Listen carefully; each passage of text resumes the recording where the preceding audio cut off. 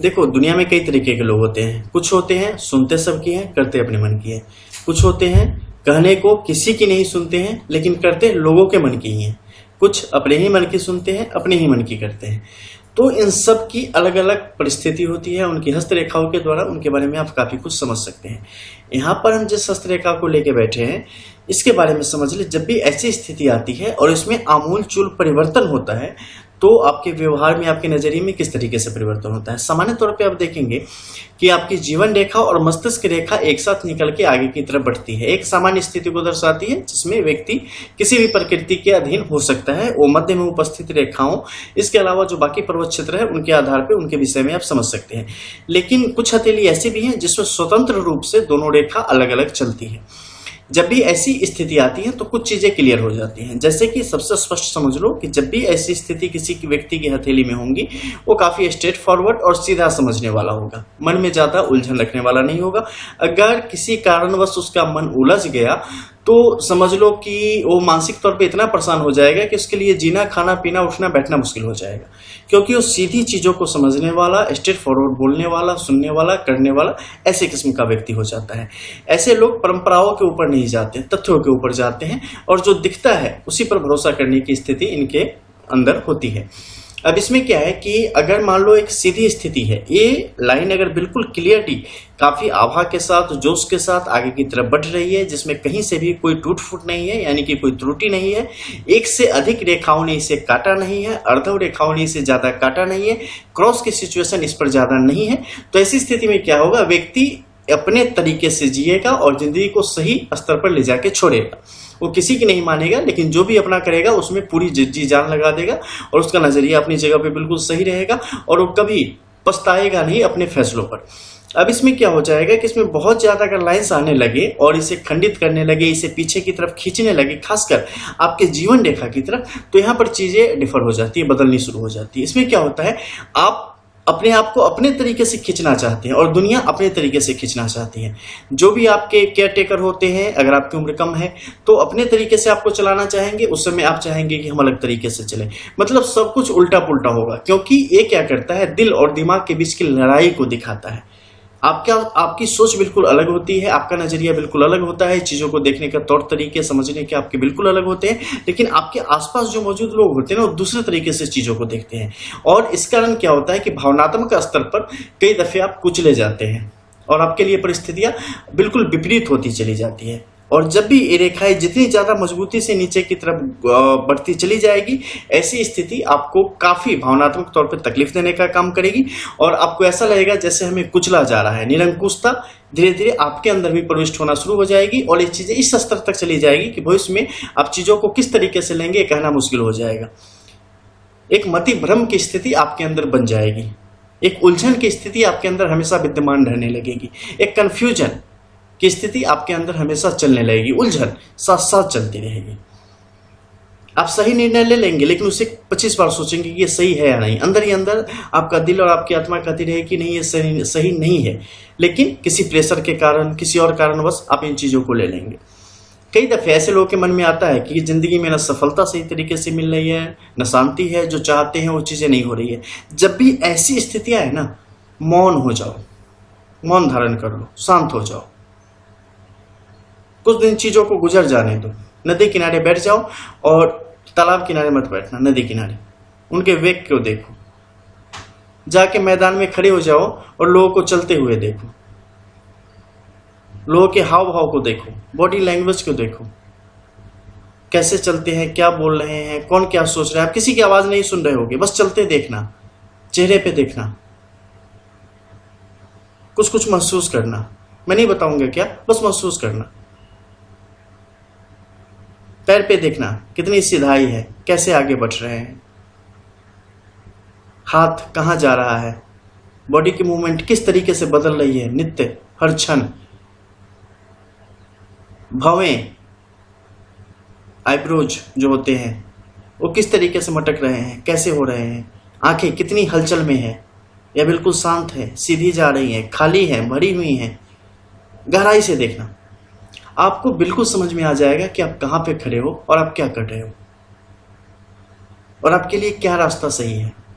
उसके बाद पीछे मुड़ के मत देखना, सीधे आगे बढ़ते चले जाना। मन में आ रहा होगा क्या दिखेगा ऐसा, क्या मैं देखूंगा, जो बोला है ना बस वही देखना। ये मत सोचना कि क्या पता चलेगा, वो अपने आप पता चलेगा। आजकल के यूथ्स में और लोगों में क्या है ना, बड़ी हड़बड़ी होती है। सच पूछो तो काम कुछ नहीं होता है, लेकिन हड़बड़ी बहुत होती है कि क्या होगा, उस करने से क्या होगा, वो करने से क्या होगा, वो करने से क्या होगा। भैया मैं पूछ, तू सवाल करने से क्या होगा बता दो ना, सीधे काम पे क्यों नहीं लग जाते।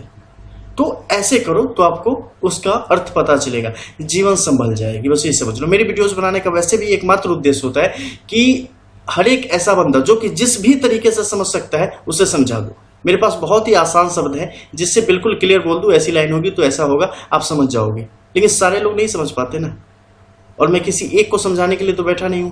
जो जिस भाषा में समझता है उसे उसी भाषा में समझाओ। इसलिए एक चीज को मैं 4 से 5 तरीके से बताता हूं ताकि सबको समझ आ सके, किसी को ऐसा ना लगे कि मेरा इतना मिनट बर्बाद गया। लेकिन आजकल क्या है, लोगों को शॉर्टकट की आदत है, नहीं सीधे पॉइंट पे आए बता दे। भैया इसी शॉर्टकट के चक्कर में आपकी जिंदगी की लॉन्ग कट होके पड़ी है और आप कुछ नहीं कर पाए जिंदगी में। इसलिए सही चीजों को समझो, ठीक है। सही चीजें हमेशा छोटी नहीं होती, हमेशा बड़ी नहीं होती।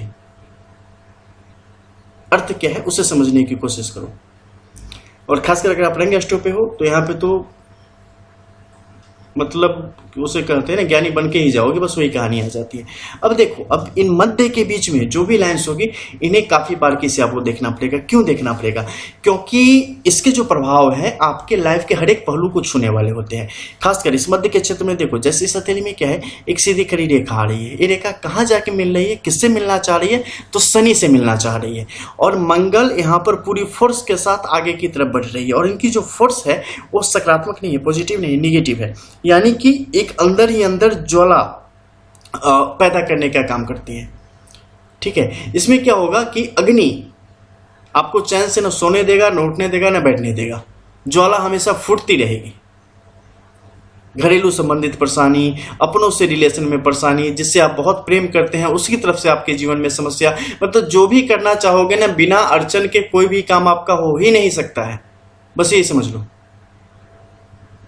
जब यहाँ पे सीधी खड़ी रेखाएं काटने लगे ना, तो सीधा समझ जाना, वो भी खासकर अर्धो रेखाएं हो तो समझ जाना कि जिंदगी ने मतलब लेने का मन बना लिया है और पूरी तैयारी के साथ आ गई है। अब जब तक ये रहेगी, जिस टाइम पीरियड तक आपकी एज के, जिस क्षण तक, उस समय तक आपकी लेती रहेगी जान, परेशान करके ही छोड़ेगी। अब इसमें क्या है, देखो शनि की जो ये रेखा है काफी कमजोर होती चली गई है। क्या है, इससे अभी बल की आवश्यकता है। जैसे एक पौधा है ना, आपने लगा दिया, उसे पानी नहीं दिया, कुछ नहीं दिया, तो क्या होगा, धीरे धीरे वो एकदम सूख सक जाएगा, बिल्कुल खत्म हो जाएगा। बिल्कुल उस तरीके की स्थिति पड़ी है। इसके पूर्ण जीवन के लिए कुछ काम करना चाहिए। मंगल की स्थिति आखिर क्यों हो पा रही है यहाँ पे कि मंगल ना करके अमंगल कर रहा है? ऐसा क्यों हो रहा है? तो ये हो रहा है क्योंकि अगर आपको पता है कि मेरे लिए क्या रास्ता सही है, तो आप फिर भी आखिर क्यों औरों के चक्कर में पड़ के अपने भविष्य आप खराब कर रहे हैं, या अपने लिए जो बेहतर स्थिति थी उसे आप भुना नहीं पा रहे हैं, या सही अवसर को आप जानबूझ के छोड़ने के लिए विवश हैं। ऐसा क्यों? इसका कारण हो जाता है अपने पर पूर्ण भरोसे का ना होना। और उसकी बात कहां से आ जाती है? तो मरकरी और आपके सैटर्न के स्माउंट से। इन दोनों की स्थिति अगर भरी पूरी नहीं है तो क्या होगा, ये अवसाद पैदा करेगी, ये विभेद पैदा करेगी और आपके मन में कंफ्यूजन एक आ जाएगी, जिसके कारण सही चीजों का चयन कर पाने में आप असमर्थ हो जाएंगे। लोग आपको कंफ्यूज कर दे पाने में समर्थ हो जाएंगे। तो इन चीजों पर अंकुश लगाना पड़ेगा, इन चीजों के संबंधित कुछ अच्छा काम करना पड़ेगा। सर में दर्द है तो इसका मतलब हमेशा सर में ही प्रॉब्लम नहीं है, पेट में भी प्रॉब्लम हो सकती है, जिसका इफेक्ट सर पे दिख रहा हो। आपकी किस्मत में तो खासकर इफेक्ट कुछ और दिख रहा है, उसका रीजन बहुत दूर होता है। तो उस समय पूर्ण हस्तरेखा का विश्लेषण आपके लिए काम करता है और आपको असलियत में बताता है कि आपकी जिंदगी किस तरफ जा रही है और किस तरीके से समस्याओं को आप रोक सकते हैं, या अच्छा है तो किस तरीके से उसका लाभ आप ले सकते हैं।